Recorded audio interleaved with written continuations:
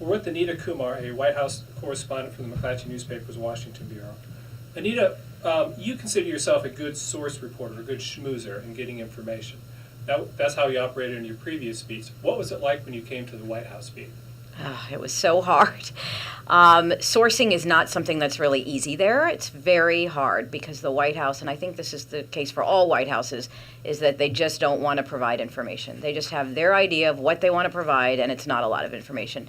So my lesson basically was to just go outside the White House. I'd still try to source inside the White House. I'd still do coffees and drinks and try to meet with people. But I went to Capitol Hill. I went to special interest groups, lobbyists, federal agencies outside the White House to get information.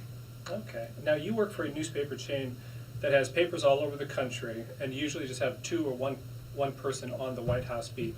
How does that dictate and influence the way that you try to cover the White House compared with other news organizations? So we just can't cover everything. So we have we had a two-person White House team for Barack Obama, and I think we'll have at least two for Trump now. You just can't cover every single thing because there's the President of the United States and his team is doing something every single day, and you just can't cover it. So we'd cover all the big stuff, and then our goal was just to look for other things that were interesting or a different way to tell a story. So, we're not the New York Times writing, Barack Obama said this thing on Tuesday. It was, what does that mean? I'm not saying the New York Times isn't doing that, but that might be our only story, is explaining what that means or explaining something off the news or analyzing it without writing every single story every single day. Okay. Now the beat has a lot of different demands.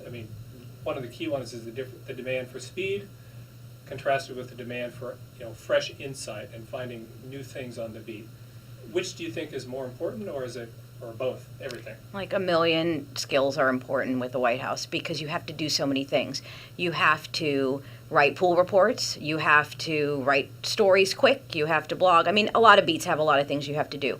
But there's a lot of things that are important. Obviously, I think I got quicker, faster, working at the White House because you do have to file stories and pool reports from inside vans where there's not really a lot of wireless. You're still at an event and you're filing your story. So, clearly you have to be quick, but I think you have to do all the things that you're probably good on all beats. You have to work on your writing, you have to work on your source development, you have to balance. I would say that one of the biggest things on the White House is a balance between, you don't have the luxury of working on one story for 2 or 3 weeks. You might be working on one story for 2 or 3 weeks, but you're also covering the daily stuff. You're making sure you understand what's coming from the White House. You're writing his speech story. So I think the biggest thing was juggling every single thing you had to do.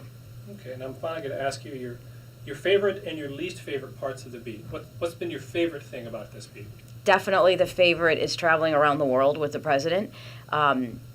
It is just amazing to see how people in other countries, both world leaders, but mostly just regular people on the street, greet him, and that could be good or bad.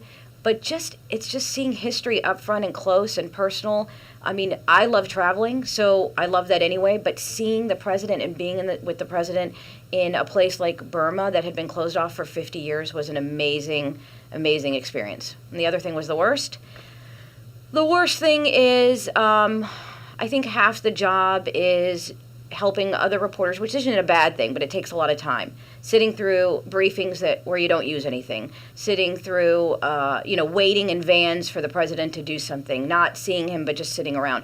So, whereas I feel like a reporter on another beat has all their time to work on their stories, I feel like only half my time is working on my stories, and half my time is doing briefings and things for other people, for pool reports, for all of that.